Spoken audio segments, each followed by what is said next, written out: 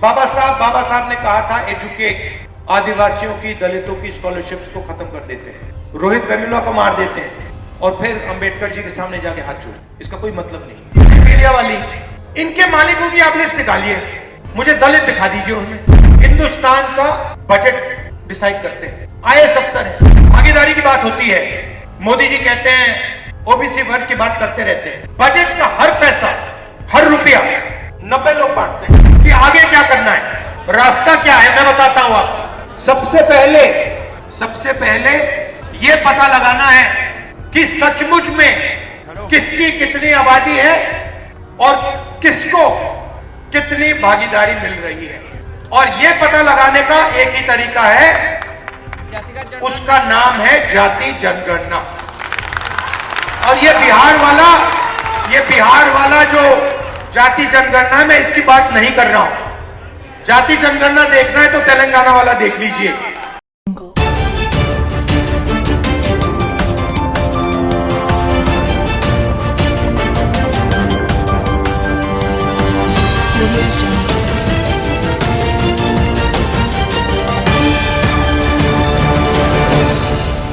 राहुल गांधी बुधवार को पटना दौरे पर आए।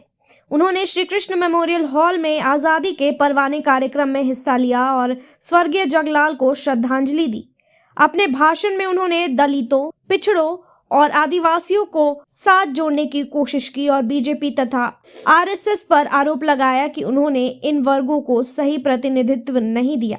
राहुल गांधी ने कहा कि हमारे शिक्षा सिस्टम में दलितों, पिछड़ों और आदिवासियों का कोई इतिहास नहीं दिखाया जाता। उन्होंने सवाल किया कि क्या देश में दलित प्रोफेसर परीक्षाएं लिखते हैं। उन्होंने कहा कि मीडिया और कॉरपोरेट जगत में भी इन वर्गों की कोई भागीदारी नहीं है। राहुल गांधी ने प्रधानमंत्री नरेंद्र मोदी पर आरोप लगाया कि उन्होंने 24 अमीर लोगों का 16 लाख करोड़ रुपए का कर्ज माफ कर दिया, लेकिन इसमें किसी दलित, पिछड़े या आदिवासी का नाम नहीं है। राहुल गांधी ने कहा कि आरएसएस और बीजेपी के नेता आजकल अंबेडकर जी के सामने हाथ जोड़ते हैं, लेकिन असल में उनके विचारों को खत्म करने में लगे हुए हैं। उन्होंने कहा कि दलितों की स्कॉलरशिप बंद कर दी जाती है, रोहित वेमुला जैसे छात्रों को मारा जाता है और फिर अंबेडकर जी के सामने नमन किया जाता है, जो कि पूरी तरह से दिखावा है। राहुल गांधी ने यह भी कहा कि अगर कांग्रेस सरकार में आती है तो देश में जातीय जनगणना कराई जाती है। उन्होंने कहा कि यह बिहार की जनगणना जैसी नहीं होगी, बल्कि तेलंगाना की तरह होगी, जिसमें सिर्फ संख्या नहीं गिनी जाएगी बल्कि सभी को भागीदारी भी दी जाएगी। उन्होंने कहा कि देश के नौकरशाही, शिक्षा, न्यायपालिका और मीडिया में दलित, पिछड़े और आदिवासी की भागीदारी बहुत कम है और इसे बढ़ाने की जरूरत है। इस दौरे के दौरान राहुल गांधी कांग्रेस विधायक दल के नेता शकील अहमद खान के घर भी आए। राहुल गांधी ने शकील अहमद खान और उनके परिवार से मिलकर उनका दुख बांटा। कांग्रेस नेता अपने बेटे की मौत से बहुत दुखी थे और फूट फूट कर रो रहे थे। राहुल गांधी का यह दौरा महत्वपूर्ण माना जा रहा है क्योंकि इसी साल बिहार में विधानसभा चुनाव होने हैं। यह 3 हफ्तों में उनका दूसरा पटना दौरा था, जिससे यह साफ है कि कांग्रेस बिहार में अपनी पकड़ मजबूत करने की कोशिश कर रही है। प्रेस के हमारे मित्रों, आप सबका यहाँ बहुत बहुत स्वागत। आज हम जगत चौधरी जी की याद करते हैं। फोन कर दो। लड़ाई हिंदुस्तान में विचारधारा की है। एक तरफ आरएसएस, बीजेपी और दूसरी तरफ अंबेडकर जी, जगत चौधरी जी, महात्मा गांधी, जगलाल चौधरी जी, जगलाल चौधरी जी। तो ये विचारधारा की लड़ाई चल रही है। कुछ दिन पहले मैंने अपने भाषण में कहा कि हम अंबेडकर जी की बात करते हैं, जगलाल चौधरी जी की बात करते हैं, मगर जो ये बोलते थे, जो ये करते थे, इनके जो आइडियाज थे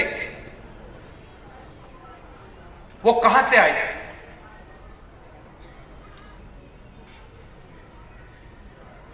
वो जो आपके दिल में जो दर्द था, दलितों के दिल में जो दर्द था, भैया भैया थोड़ा साइड,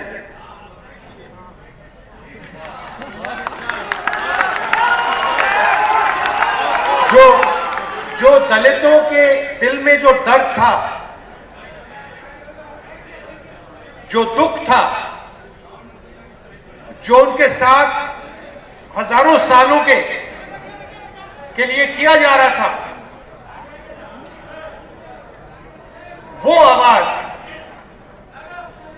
अंबेडकर जी और जगलाल चौधरी जी के मुंह से निकली कि आगे क्या करना है, रास्ता क्या है। मैं बताता हूं आपको। सबसे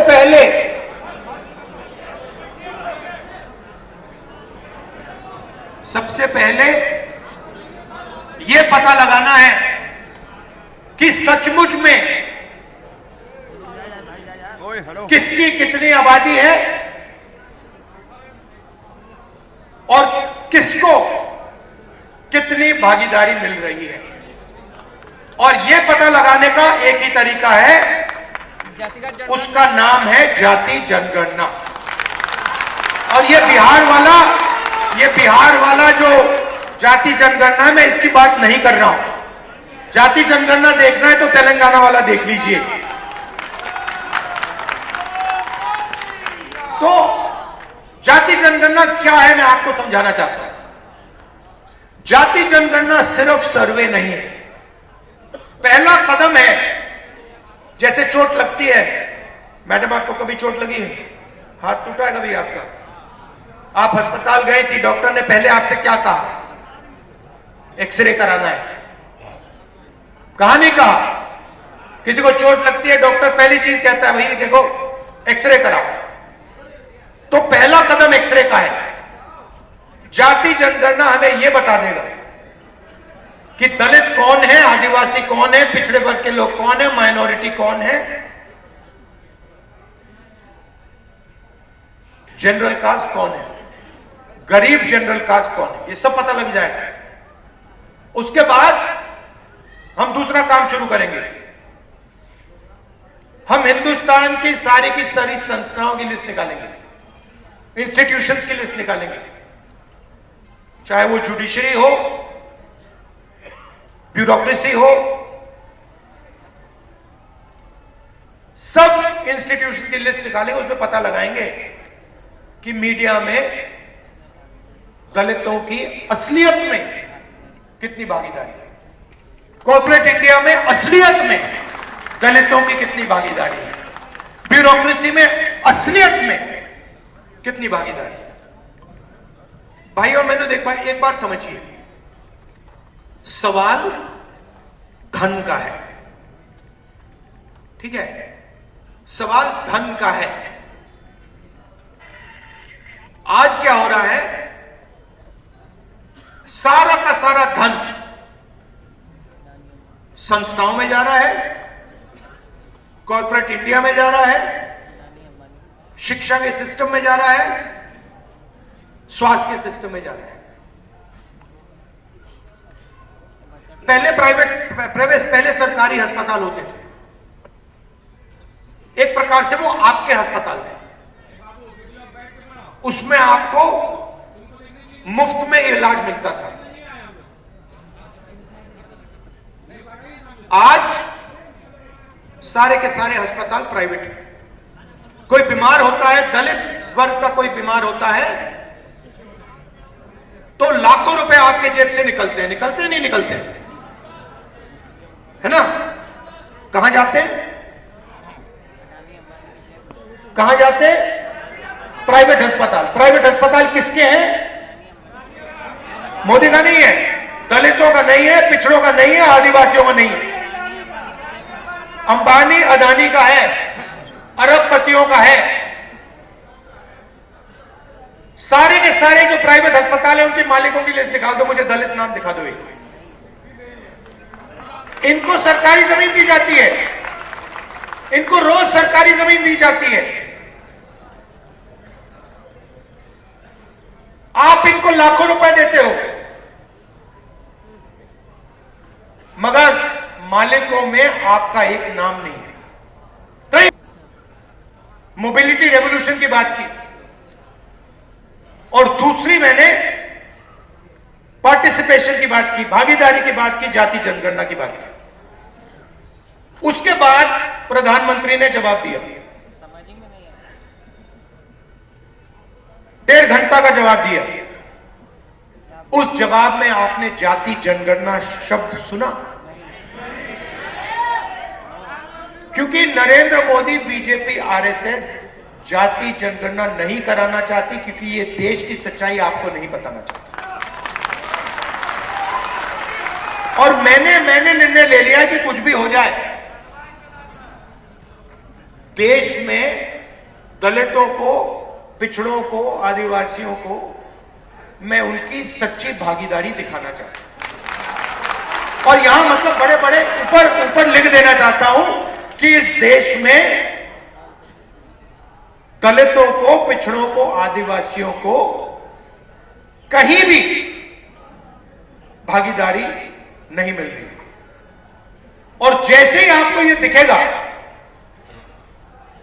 जैसे ही आपको सचमुच में डेटा दिखेगा,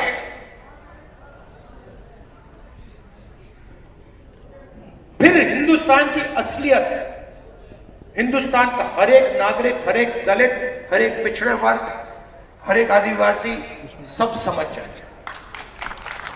और फिर एक नई तरीके की राजनीति, एक नया तरीके का विकास शुरू हो।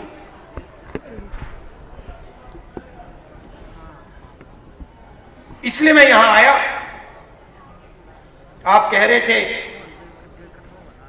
आपने मुझे बुलाया, आप कह रहे थे कि दिल्ली का चुनाव है। हां, दिल्ली का चुनाव है, उसकी जगह है, मगर यह भी फंक्शन बहुत जरूरी है। तो मैं वोट डालकर सीधा यहां आ गया। और मैं बिहार के दलितों को, पूरे देश के दलितों को कहना चाहता हूं, देखिए, ये जो संविधान है, ये हम सब कहते हैं और मानते हैं कि अंबेडकर जी की, गांधी जी की देन है, मगर इस संविधान के अंदर हजारों साल का आपका दर्द है। जो आपके साथ अपमान किया गया, जो आपको दबाया गया, जो आपको क्रश किया गया, वो सब इसके अंदर है। और यही आपको एक नया भविष्य दे सकता है, यही आपको बचा सकता है, और यही आपको देश में भागीदारी, सच्ची भागीदारी दे सकता है। इसीलिए बीजेपी और आरएसएस के लोग इसको खत्म करना चाहते हैं, क्योंकि वो जानते हैं कि जिस दिन तक ये संविधान है, उस दिन तक हिंदुस्तान के गरीब लोगों को, दलितों को, पिछड़ों को, आदिवासियों को नहीं दबाया जा सकता है। ये इसको सामने से नहीं मारते हैं। ये आप मत सोचिए कि इसको सामने से मारते हैं। सामने से इसके सामने ये मत्था टेकते हैं। सामने मोदी जी यूं करेंगे और फिर अपना काम चालू कर दिया। अंबेडकर जी के सामने आरएसएस के आजकल सब नेता हाथ जोड़ते हैं, मगर हाथ जोड़ते वक्त जिस चीज के लिए अंबेडकर जी लड़े, जिस चीज के लिए अंबेडकर जी ने अपनी जिंदगी दी,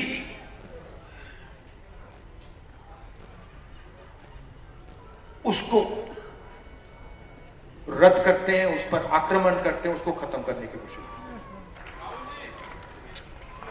दलितों की स्कॉलरशिप्स बाबा साहब ने कहा था एजुकेट,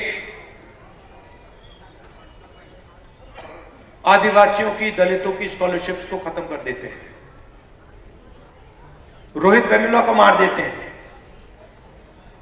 और फिर अंबेडकर जी के सामने जाके हाथ जोड़ते हैं। इसका कोई मतलब नहीं। तो मैं ये आपसे कहना चाहता था कि हम आपके साथ हैं और मैं ऐसा दिन देखना चाहता हूं जब हिंदुस्तान की हर संस्था में, हर सिस्टम में, लीडरशिप लेवल पे, कोने में नहीं, पीछे नहीं, लीडरशिप लेवल पर दलित, आदिवासी, पिछड़े लोग दिखे। मैं देखना चाहता हूं, मैं वो दिन देखना चाहता हूं जब हिंदुस्तान की टॉप 10 कंपनीज का मालिक दलित, पिछड़े वर्ग से हो, आदिवासी वर्ग से। और मैं उसके लिए लड़ रहा हूं और लड़ता रहूंगा। आप सबका बहुत बहुत धन्यवाद कि आप यहां आए। धन्यवाद, नमस्कार, जय हिंद। दिल में था, जो आपके समाज के दिल में था, वो अंबेडकर जी और जगलाल चौधरी जी बोलते थे।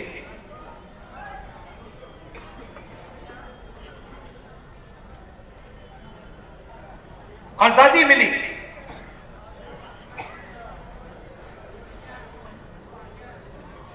बहुत कुछ हुआ, मगर मैं आपसे सवाल पूछना चाहता हूं। आज हिंदुस्तान का जो पावर स्ट्रक्चर है, जो इंस्टीट्यूशंस हैं, संस्थाएं हैं, चाहे वो शिक्षा का सिस्टम हो, स्वास्थ्य का सिस्टम हो, कॉर्पोरेट इंडिया हो, बिजनेस सिस्टम हो, जुडिशरी हो, इसमें आपकी भागीदारी कितनी है? लोग रिप्रेजेंटेशन की बात करते हैं, लोग कहते हैं कि हां, दलितों को रिप्रेजेंटेशन मिला, और यह सही है, रिप्रेजेंटेशन मिला, मगर पार्टिसिपेशन के बिना, पावर स्ट्रक्चर में शामिल होने के बिना रिप्रेजेंटेशन का कोई मतलब ही नहीं। मैंने आपको यहां स्टेज में बैठा दिया, 5 लोगों को यहां स्टेज में बैठा दिया और फिर निर्णय पीछे से लिए जा रहे हैं, तो आपको स्टेज पे बैठाने का कोई मतलब ही नहीं है। आजकल फैशन बन रहा है कि भैया देखो, एमएलए को हमने इतने टिकट दे दिए, इस जात को इतने दे दिए, उस जात को इतने दे दिए। मोदी जी बोलते हैं हां, मगर फिर आपने जो पहले एमएलए की पार होती थी वो आपने छीन लिया। लोकसभा में आपने एमपी बैठा रखे हैं, लोकसभा का एमपी एक निर्णय नहीं ले सकता,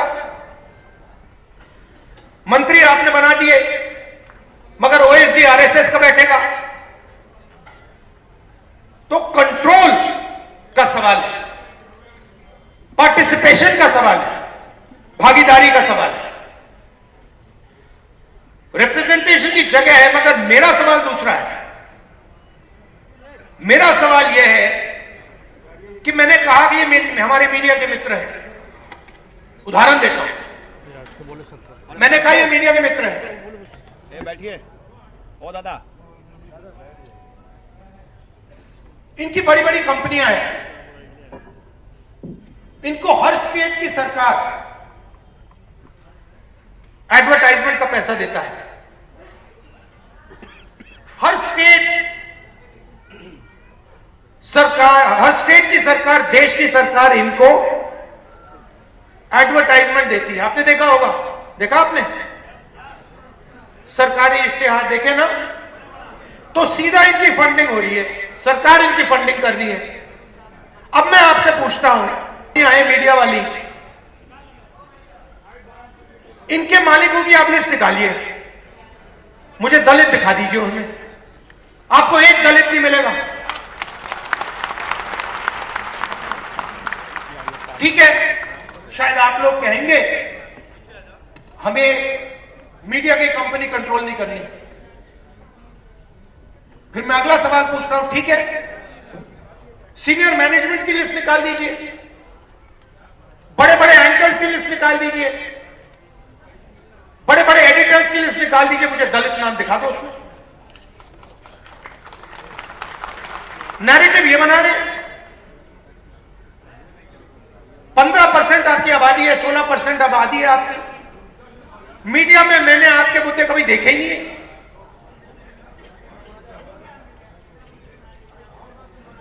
मैं हिंदुस्तान के एजुकेशन सिस्टम में पढ़ा हूं,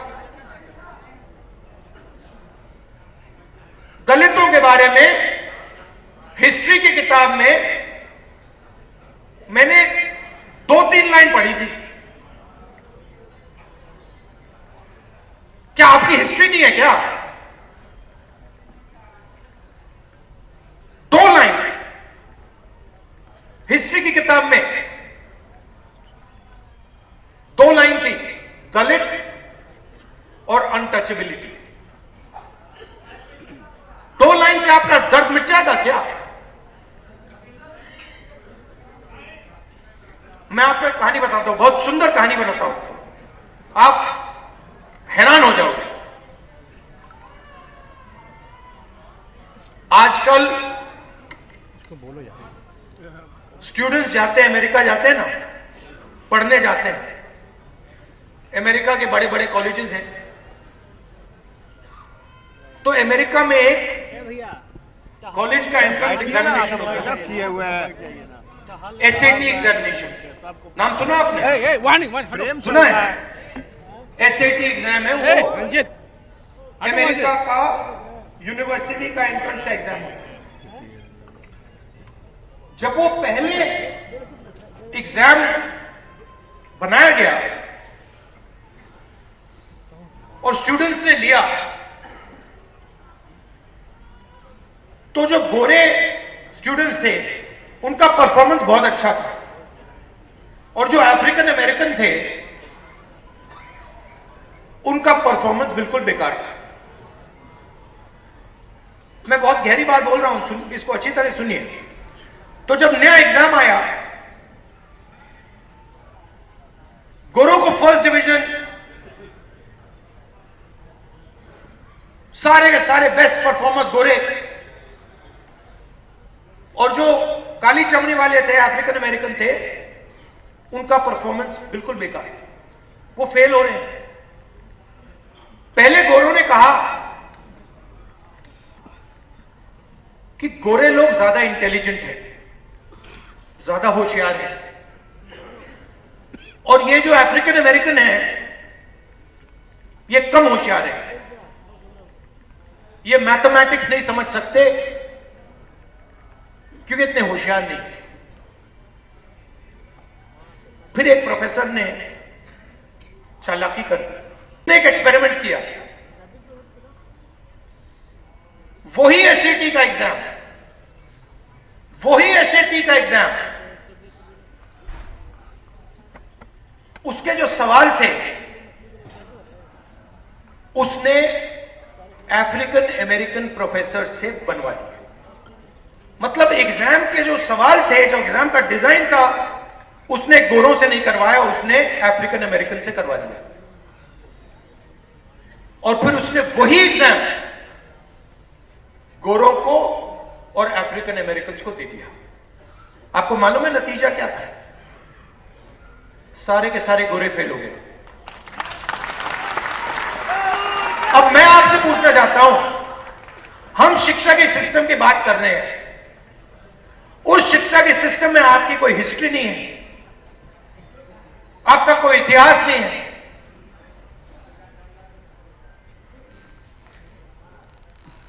क्या दलित प्रोफेसर्स एग्जाम लिख रहे हैं हिंदुस्तान में? बोल रहा हूं बॉस, इसलिए आया हूं, बोलने ही आया हूं मैं। तो आपकी ना मीडिया में भागीदारी, कॉर्पोरेट इंडिया की बात करता हूं, 16 लाख करोड़ रुपया नरेंद्र मोदी जी ने हिंदुस्तान के 25 सबसे अमीर लोगों का कर्जा माफ किया। 16 लाख करोड़ रुपया, उनकी लिस्ट निकालिए। 25 लोग हैं, अदानी, अंबानी, ये लोग। जीएसटी का 16 लाख करोड़ रुपया कर्जा माफ किया है। आपका पैसा है, दलितों का पैसा है, पिछड़ों का है, आदिवासियों का है। मगर अगर आप लिस्ट निकालेंगे, उसमें एक दलित नाम नहीं है, एक पिछड़ा नाम नहीं है, एक आदिवासी नाम नहीं है। कॉर्पोरेट इंडिया की लिस्ट निकालिए, 200 सबसे बड़ी कंपनियां, उनके मालिकों की लिस्ट निकालिए, मुझे दिखा दो, दलित नाम दिखा दो उस लिस्ट में। रंजित हुआ आपको एक नहीं मिलेगा।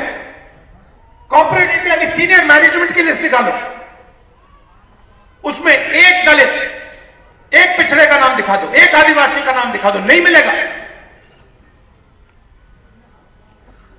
आप जीएसटी देते हो,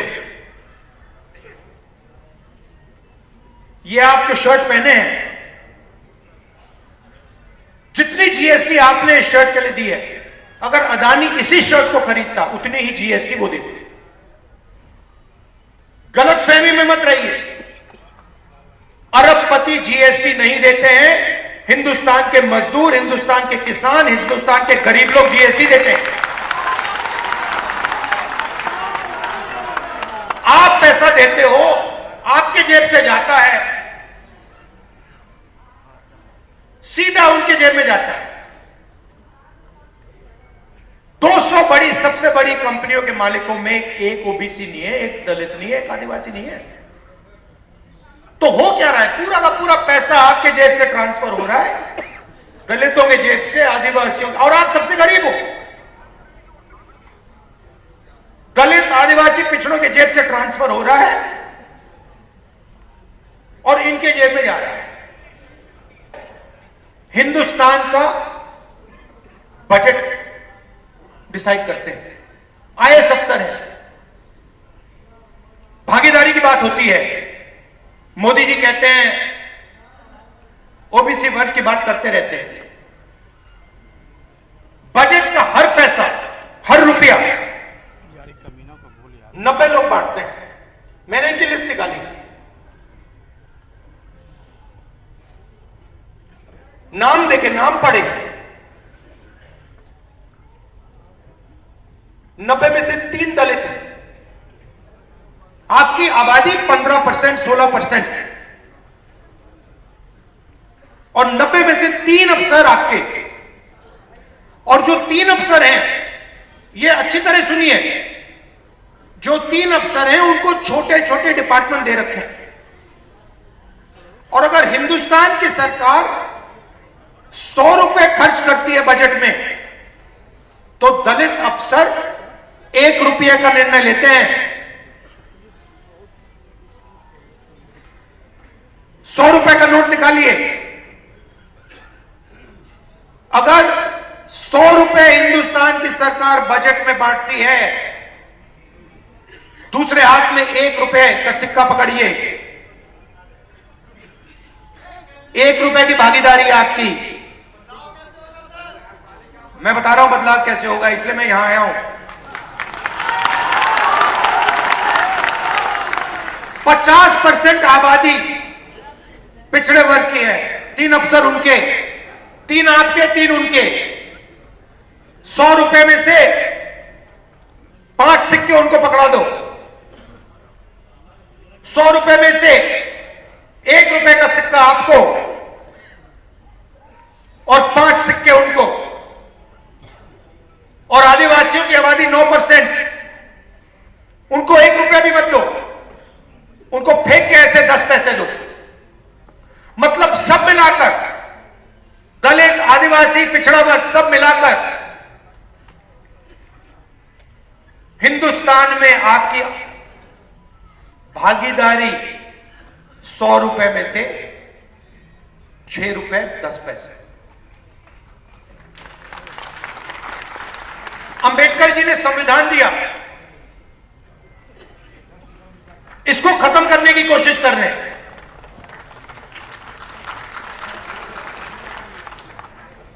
जो आपको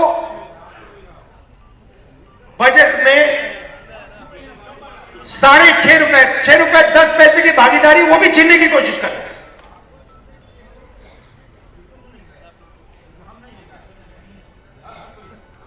तो मेरा कहना है कि रिप्रेजेंटेशन की जगह है, मगर रिप्रेजेंटेशन जितना ही जरूरी, पार्टिसिपेशन और भागीदारी। अब सवाल उठाया किसी ने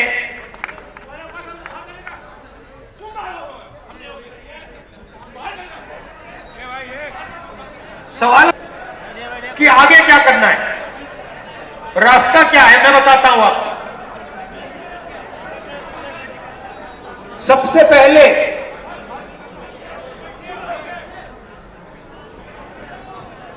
पहले यह पता लगाना है कि सचमुच में किसकी कितनी आबादी है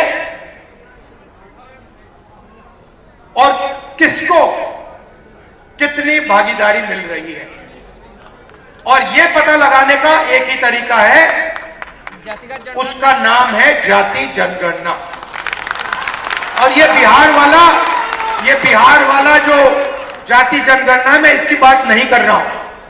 जाति जनगणना देखना है तो तेलंगाना वाला देख लीजिए। तो जाति जनगणना क्या है, मैं आपको समझाना चाहता हूं। जाति जनगणना सिर्फ सर्वे नहीं है, पहला कदम है। जैसे चोट लगती है, मैडम आपको कभी चोट लगी है, हाथ टूटा है कभी आपका, आप अस्पताल गए थी, डॉक्टर ने पहले आपसे क्या कहा, एक्सरे कराना है, कहा नहीं कहा। किसी को चोट लगती है, डॉक्टर पहली चीज कहता है भाई देखो एक्सरे कराओ। तो पहला कदम एक्सरे का है। जाति जनगणना हमें यह बता देगा कि दलित कौन है, आदिवासी कौन है, पिछड़े वर्ग के लोग कौन है, माइनॉरिटी कौन है, जनरल कास्ट कौन है, गरीब जनरल कास्ट कौन है, ये सब पता लग जाएगा। उसके बाद हम दूसरा काम शुरू करेंगे। हम हिंदुस्तान की सारी संस्थाओं की लिस्ट निकालेंगे, इंस्टीट्यूशंस की लिस्ट निकालेंगे, चाहे वो जुडिशरी हो, ब्यूरोक्रेसी हो, सब इंस्टीट्यूशन की लिस्ट निकालेंगे। उसमें पता लगाएंगे कि मीडिया में दलितों की असलियत में कितनी भागीदारी है, कॉर्पोरेट इंडिया में असलियत में दलितों की कितनी भागीदारी है, ब्यूरोक्रेसी में असलियत में कितनी भागीदारी है। भाई और मैं तो देख पाए, एक बात समझिए, सवाल धन का है, ठीक है, सवाल धन का है। आज क्या हो रहा है, सारा का सारा धन संस्थाओं में जा रहा है, कॉर्पोरेट इंडिया में जा रहा है, शिक्षा के सिस्टम में जा रहा है, स्वास्थ्य के सिस्टम में जा रहा है। पहले सरकारी अस्पताल होते थे, एक प्रकार से वो आपके अस्पताल थे, उसमें आपको मुफ्त में इलाज मिलता था। आज सारे के सारे अस्पताल प्राइवेट हैं। कोई बीमार होता है, दलित वर्ग का कोई बीमार होता है, तो लाखों रुपए आपके जेब से निकलते नहीं निकलते, है ना। कहां जाते हैं, कहां जाते हैं, प्राइवेट अस्पताल। प्राइवेट अस्पताल किसके हैं, मोदी का नहीं है, दलितों का नहीं है, पिछड़ों का नहीं है, आदिवासियों का नहीं है, अंबानी अदानी का है, अरबपतियों का है। सारे के सारे जो प्राइवेट अस्पताल है उनके मालिकों की लिस्ट निकाल दो, मुझे दलित नाम दिखा दो एक। इनको सरकारी जमीन दी जाती है, इनको रोज सरकारी जमीन दी जाती है, आप इनको लाखों रुपए देते हो, मगर मालिकों में आपका एक नाम नहीं है। Bureau report, BMW news, Bihar. तमसोमा ज्योतिर्गमय गुरुकुल शिक्षा मंदिर संस्थान के साथ बनाए अपना भविष्य। रेगुलर और प्रोफेशनल कोर्सेज, सेकेंडरी और senior secondary courses, law, teachers training courses, pharmacy and nursing के साथ पैरामेडिकल में डायरेक्ट एडमिशन पाए। वेबसाइट विजिट करें या दिए गए नंबर पर कॉल करें। हमारा पता है गुरुकुल शिक्षा मंदिर संस्थान, कल्याण चौक, DS कॉलेज रोड, कटिहार। हमारा वीडियो अगर आपको अच्छा लगा हो तो आप हमारे वीडियो को लाइक करें, शेयर करें और हमारे चैनल को सब्सक्राइब जरूर करें।